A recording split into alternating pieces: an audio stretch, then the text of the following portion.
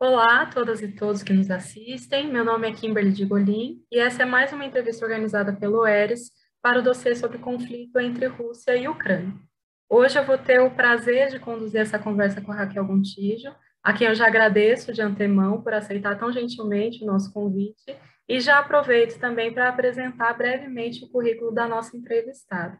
A Raquel Gontijo ela é professora de Relações Internacionais da PUC Minas, pesquisadora do Grupo de Estudos de Defesa e Segurança Internacional, o GEDES, do Grupo de Elaboração de Cenários Prospectivos, GECEP, e do Grupo de Pesquisa em Instituições Internacionais de Segurança, GEPIS. É doutora em Relações Internacionais pelo Programa Santiago Dantas, programa interinstitucional entre Unesp, Unicamp e PUC São Paulo. É mestre em Relações Internacionais pela PUC de Minas Gerais e possui graduação tanto em Relações Internacionais pela PUC de Minas, quanto em História pela Universidade Federal de Minas Gerais.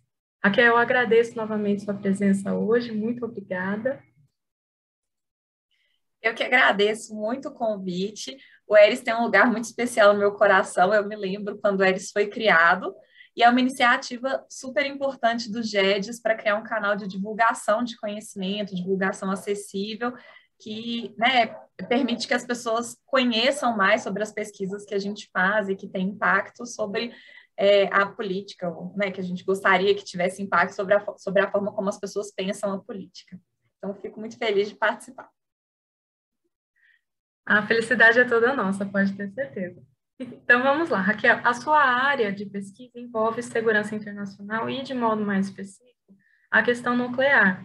Então a minha primeira pergunta, ela vai justamente nesse sentido. De que forma as armas nucleares, elas influenciaram e seguem influenciando a dinâmica do conflito entre Rússia e Ucrânia? Bom, então a primeira coisa que a gente precisa entender para responder essa pergunta é que nós estamos falando de um país que tem um dos maiores arsenais nucleares do mundo. Então, a Rússia é hoje uma das potências nucleares. O arsenal da Rússia é estimado em torno de 4.500 ogivas nucleares. A Ucrânia, com quem a Rússia está fazendo o conflito diretamente, que sofreu a invasão, a Ucrânia não tem armas nucleares, ela não tem um arsenal próprio. Muito se falou na mídia que, quando a União Soviética foi dissolvida, a Ucrânia tinha herdado parte do arsenal nuclear da antiga União Soviética, mas esse arsenal ele foi destruído ou doado para a Rússia, mandado para a Rússia, como uma forma de negociação internacional para evitar que você tivesse novos países com capacidade nuclear, o que implicaria uma proliferação automática, com 3 novos países, não apenas a Ucrânia, mas também Bielorrússia e Cazaquistão, que herdariam parte do arsenal. Então, isso era percebido como um fator de instabilidade internacional, então esses 3 países abriram mão dos seus arsenais. E não existe nenhuma evidência de que a Ucrânia tenha tentado fazer armas nucleares, tenha querido fazer armas nucleares desde a década de 90, quando o arsenal foi destruído. Então, nós estamos falando de uma guerra que é muito assimétrica. Mas existe um envolvimento internacional forte, né, um interesse internacional muito forte nesse conflito, que afeta interesses de outros países, particularmente países europeus que estão ali no entorno, mas também países do mundo inteiro, e a gente pode apontar com particular interesse os Estados Unidos. Então, a gente está falando de um equilíbrio de poder que envolve outros países que também têm capacidade nuclear. Quem são esses países? Estados Unidos, que tem também um dos maiores arsenais nucleares do mundo. Outros países da OTAN, França e Reino Unido, que também têm arsenais nucleares, apesar de muito menores. E a China, que entra como um ator de relevância, mas que tem tentado se manter um pouco distante, sem querer se envolver diretamente na tensão que está acontecendo entre a Rússia e os países do Ocidente. Qual é o papel das armas nucleares nesse conflito? Até hoje, o dia que nós estamos gravando essa entrevista, hoje é dia 8 de abril, as armas nucleares não foram usadas em conflito e não existe nenhuma evidência de que elas sejam usadas nos próximos dias, né, nas próximas etapas imediatas desse conflito. Mas isso não significa que elas não tenham um papel importante. O principal papel das armas nucleares para a Rússia é que elas funcionam como um escudo nuclear. Então, a Rússia fez uma aposta de que, no momento em que ela invade a Ucrânia, a OTAN não teria disposição para intervir diretamente pelo risco de uma escalada nuclear. Então, a capacidade nuclear ela funciona muito como um escudo. Esse escudo ele é amparado na ideia de dissuasão nuclear. O que é a dissuasão? É a sua capacidade de dissuadir, ou seja, convencer o outro a não fazer alguma coisa. Então, a Rússia faz uma ameaça não tão velada, né? A gente poderia dizer que é uma ameaça velada, mas na verdade foi bem explícita, de que se houver qualquer envolvimento direto da OTAN, e particularmente dos Estados Unidos, esse envolvimento resultaria em uma escalada potencial de conflito que teria custos muito elevados e inaceitáveis para todos os países envolvidos. Então, é essa ameaça que faz com que a Rússia tenha alguma liberdade de ação nessa invasão contra a Ucrânia. A gente observa que a invasão claramente despertou uma reação muito forte do Ocidente, não só do Ocidente, mas aqui pensando em termos militares, a atenção maior vai para o Ocidente, Europa, Estados Unidos, Canadá, membros da OTAN, da União Europeia. Então, houve uma reação negativa muito forte, muito evidente, mas não houve envolvimento militar direto por conta desse esforço de dissuasão nuclear. Mas da mesma forma que a Rússia tem essa capacidade de dissuasão nuclear, o Ocidente também tem, a OTAN também tem. Então, a capacidade nuclear da OTAN também funciona como um elemento dissuasor que impede que a Rússia escale o conflito de algumas formas, por exemplo, ameaçando países membros da OTAN, é o caso da Polônia, da Romênia, que estão bem ali no entorno. Então, se a Rússia tinha qualquer pretensão de avançar a sua tentativa de ampliação territorial para outros países, essa ambição ela fica muito mais constrangida e contida pelo risco de um envolvimento direto, de um engajamento direto, um embate direto contra os países da OTAN. E mesmo no caso da Ucrânia, a capacidade nuclear da OTAN pode sim ter um efeito dissuasor. É claro que a gente tem visto uma escalada das atrocidades, do uso da violência no conflito da Ucrânia, mas a Rússia ela não usou o uso da força que ela poderia ter usado. Ela não iniciou uma guerra nuclear, por exemplo, com um objetivo de destruir né, os grandes centros urbanos da Ucrânia e forçar uma rendição. É claro que uma parte desse cálculo pode ter a ver com cálculos humanitários, de que não seria do interesse da Rússia fazer mais atrocidades do que já fez. Também com um cálculo estratégico de que se a Rússia tem por interesse anexar a Ucrânia ou colocar a Ucrânia sob a zona de influência direta da Rússia, uma destruição dos centros urbanos iria contra esse interesse, isso só colocaria a população ucraniana mais fortemente contra a Rússia, mas existe também um elemento dissuasor da OTAN. Se a Rússia escala o nível de violência na Ucrânia, isso poderia ser suficiente para levar a opinião pública, por exemplo, dentro dos Estados Unidos, a pressionar o governo por um envolvimento mais direto. E esse envolvimento direto da OTAN é ruim para a OTAN, mas é ruim também para a Rússia. Então, a gente tem uma dissuasão que é uma via de mão dupla, que mantém esse conflito numa corda bamba, em que os dois lados estão tentando, por um lado, concluir a guerra de uma forma que seja alinhada com seus próprios objetivos, tanto a Rússia quanto o Ocidente, mas também evitar que, na busca desses objetivos, a gente tenha uma escalada excessiva que chegue a um resultado que é pior para todo mundo. Excelente, Raquel. E aí, na sua fala, você chegou a citar os interesses dos Estados Unidos e de alguns outros países da OTAN, então eu já emendo com a segunda pergunta. Você entende que um eventual envolvimento mais direto da OTAN poderia levar a uma escalada do conflito com o uso dessas armas nucleares, que até então têm sido usadas apenas de modo dissuasivo? Essa é uma excelente pergunta. A questão da escalada nuclear, ela pode acontecer propositalmente. Então, o que aconteceria, por exemplo, se a Rússia escolhesse fazer um ataque nuclear sobre a Ucrânia? Ninguém sabe, não é possível prever e provavelmente nem as pessoas que estão no governo não sabem como reagiriam numa eventualidade dessas. Então, seria um cálculo muito delicado. Vamos supor que não que a Rússia decida fazer um ataque diretamente nuclear contra a Ucrânia, mas que, por um acidente, a Rússia erre a mira e faça um ataque sobre a Polônia, por exemplo. E aí a Rússia alega que foi um erro e que o míssil caiu no lugar errado. Imaginem um ataque sobre a Polônia, que é membro da OTAN. A OTAN tem um mecanismo de defesa coletiva que diz que um ataque contra um dos seus membros significa um ataque contra todos os seus membros. Então, se um dos membros for atacado, nesse cenário hipotético, a Polônia, todos os membros teriam a responsabilidade de fazer alguma coisa a respeito. E aí a Rússia poderia alegar que foi um erro. Se a OTAN não fizer nada, se a OTAN não revidar de nenhuma forma, a Rússia pode interpretar isso como uma baixa disposição da OTAN para escalar o conflito.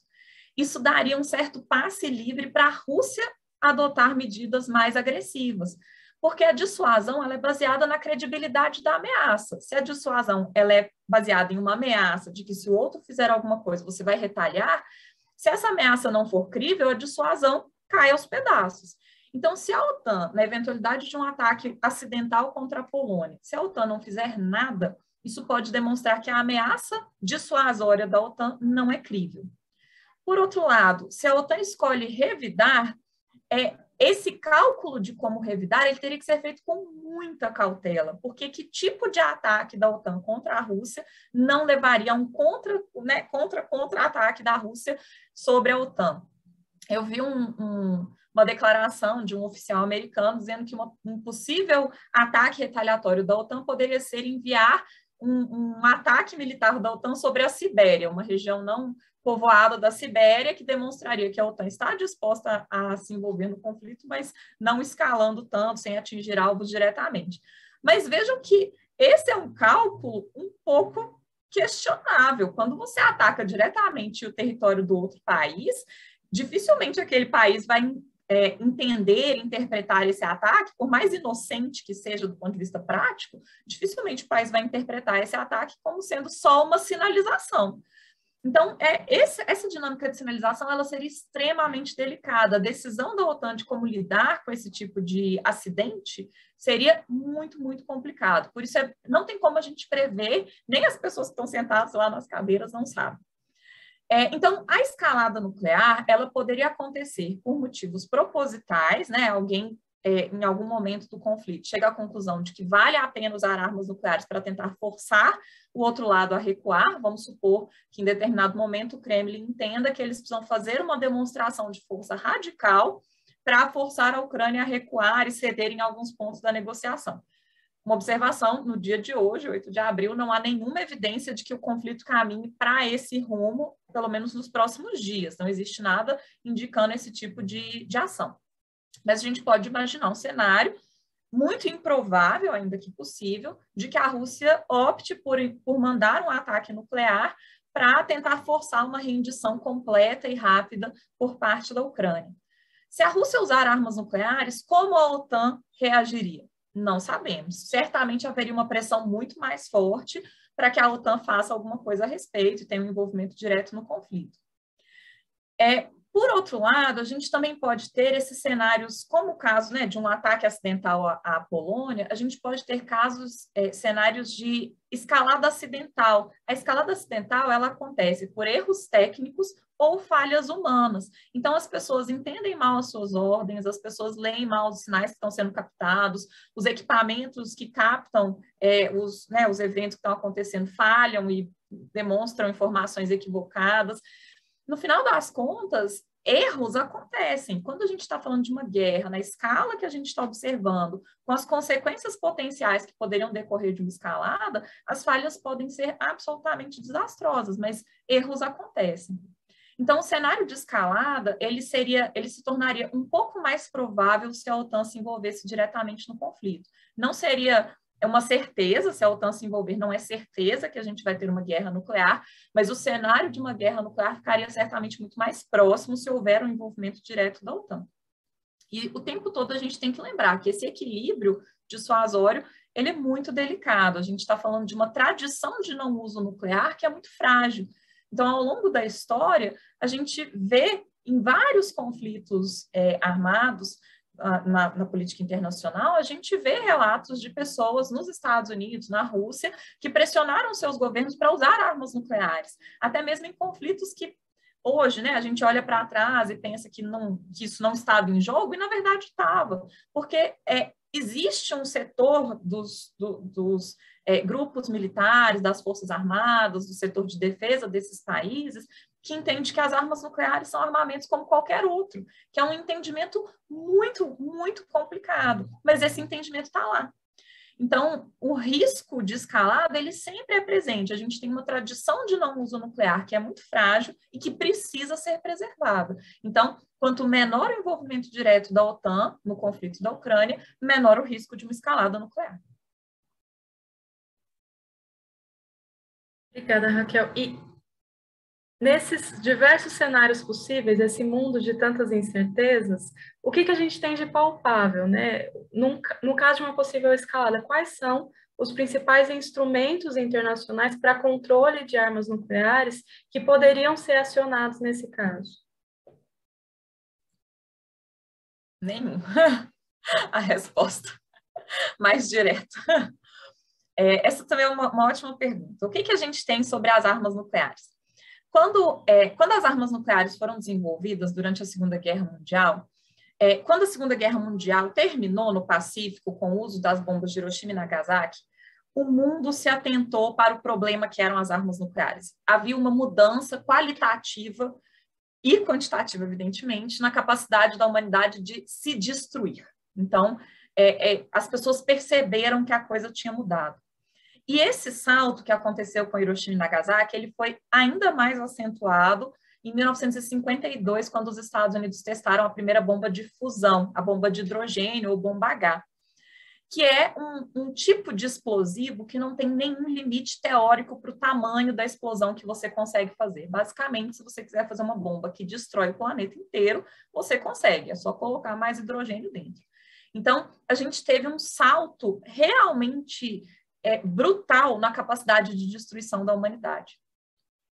Então, em 1945, a primeira resolução da Assembleia Geral da ONU foi uma resolução que já chamava atenção para as armas nucleares, para esse problema, e convidava os estados a adotarem esforços para desenvolver algum tipo de mecanismo de controle dessa tecnologia e de reversão dessa capacidade de destruição. Mas muitos interesses estavam em jogo. Então, em 1945, só os Estados Unidos tinham armas nucleares, mas outros países também queriam ter, porque um mundo em que só os Estados Unidos têm armas nucleares não era percebido como um mundo satisfatório para a União Soviética, para a China e mesmo para países aliados dos Estados Unidos. O Reino Unido, quando terminou a Segunda Guerra, o Reino Unido tinha participado do Projeto Manhattan, que desenvolveu as bombas de Hiroshima e Nagasaki, e o Reino Unido, então, decidiu fazer o seu próprio programa nuclear para ter o seu próprio arsenal. Então, teve início, lá em 1945, um conjunto de negociações que ficaram muito travadas por esses interesses entre as grandes potências, basicamente. Na década de 50, foi criada a Agência Internacional de Energia Atômica, que tinha por objetivo tentar controlar e monitorar o uso dessas tecnologias, a dispersão dessas tecnologias, mas a agência ficava muito limitada do ponto de vista do que ela de fato conseguia fazer. E aí o grande marco que a gente vai ter do ponto de vista da governança internacional sobre armas nucleares vai ser o Tratado de Não Proliferação, que entrou em vigor em 1970. Vejam aí a distância entre o fim da Segunda Guerra Mundial e a entrada em vigor do TNP, e durante todo esse tempo estavam sendo negociados mecanismos. E o TNP, ele é baseado em fortes concessões de todas as partes. Então, ficou evidente que não era possível negociar um acordo que envolvesse a proibição do uso de armas nucleares, enquanto as grandes potências acreditarem que as armas nucleares são muito úteis para sua defesa, elas não abrem mão da possibilidade de uso, então isso foi descartado. E a própria ideia de desarmamento ficou muito limitada, muito restrita. Então, o Tratado de Não Proliferação ele é baseado na ideia de não proliferação, então os estados que não tinham armas nucleares antes de 67 não podem fazer armas nucleares, esse é o acordo. É claro que nós tivemos estados que desviaram e que fugiram desse acordo, é o caso da Índia, Paquistão, Israel e Coreia do Norte, atualmente. Mas o resto do mundo, de forma geral, aderiu ao acordo e as armas nucleares elas realmente ficaram menos difundidas do que poderia ter acontecido se o tratado não existisse. E a contrapartida dos estados que tinham armas nucleares é que eles deveriam adotar esforços sistemáticos para a redução dos seus arsenais, para alcançar o desarmamento. Mas esses esforços não vieram na medida que era desejável. Na verdade, a gente só vai ver realmente um esforço significativo de redução dos arsenais depois do fim da Guerra Fria, quando o contexto muda, e aí os Estados Unidos e a Rússia né, que herdou o arsenal da União Soviética, vão realmente adotar esforços para reduzir os seus arsenais. Reduzir, mas otimizar, então, com meios de entrega mais eficientes. Então, esse é o grande mecanismo que nós temos. Nós também tínhamos alguns tratados aí mais específicos de Estados Unidos, União Soviética e Rússia, que restringiam alguns tipos de forças nucleares. É o caso do Tratado sobre Forças Nucleares Intermediárias, que são os tipos de meios de entrega nuclear que poderiam ser alocados, por exemplo, na Europa para chegarem até o território russo. Então, esse tipo de meio de entrega, eles foram restringidos por um tratado, porque considerava-se que essa proximidade territorial gerava uma maior instabilidade, porque o tempo de alerta para você detectar o lançamento do ataque seria muito pequeno, então a capacidade retaliatória ficaria fragilizada, e isso seria muito ruim para o equilíbrio dissuasório entre os Estados Unidos e a Rússia. Só que esse tratado, ele começou a ser muito questionado nos últimos anos, e ele acabou sendo abandonado, e havia uma iniciativa para tentar renegociar os termos, mas essa negociação acabou não indo para frente, com argumentos até legítimos, em alguma medida, de que, por exemplo, a China não fazia parte do tratado, e a China também tem capacidade nuclear e também deveria, de alguma forma, estar restringida por esses acordos. Então, houve outras iniciativas, mas todas iniciativas de restrição da forma como os arsenais são estruturados, a quantidade de meios de entrega, os tipos de meios de entrega, esse tipo de coisa. Não existe nenhum acordo internacional formal que limite a possibilidade de uso de armas nucleares. Os países que não têm capacidade nuclear, que é o caso da Ucrânia, por exemplo, durante muito tempo, já há bastante tempo, vem pressionando para que os países que têm capacidade nuclear se comprometam com não usar as suas armas nucleares contra os estados que não têm armas nucleares. Mas esse acordo nunca foi feito. Então, essa promessa de não uso contra os países não nuclearizados, ela não chegou a ser concluída e formalizada. Então, existe uma certa norma aqui no sentido construtivista, um certo entendimento compartilhado de que seria errado usar armas nucleares contra os países, particularmente contra os países que não têm armas nucleares, mas isso não está formalizado de nenhuma forma.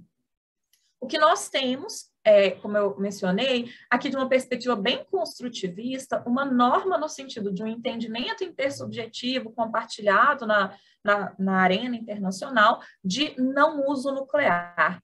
Alguns autores chamam isso de tabu nuclear, então a ideia de que o uso de armas nucleares seria horrendo para a humanidade, mas na minha leitura, na leitura de muitos pesquisadores que estudam as armas nucleares, falar de um tabu talvez seja um pouco exagerado, porque, como eu mencionei, sempre tem setores na sociedade que consideram que as armas nucleares deveriam ser tratadas como qualquer outro armamento. Então, se existe um tabu, esse tabu ele não é compartilhado por toda a sociedade, então ele não é um tabu tão forte assim. O que nós temos é uma norma, que é uma tradição de não uso nuclear, mas é uma norma frágil. Então, a partir do momento que os estados considerarem que usar armas nucleares traz mais vantagens para si do que desvantagens, essa norma pode perfeitamente ser violada, com consequências devastadoras, porque uma vez que você rompe a tradição de não uso, você não tem nenhuma outra norma que previna o uso de armas nucleares em conflitos futuros. Então, a gente sempre tem que colocar em perspectiva que o que está em jogo em termos de escalada nuclear não é só a guerra da Ucrânia.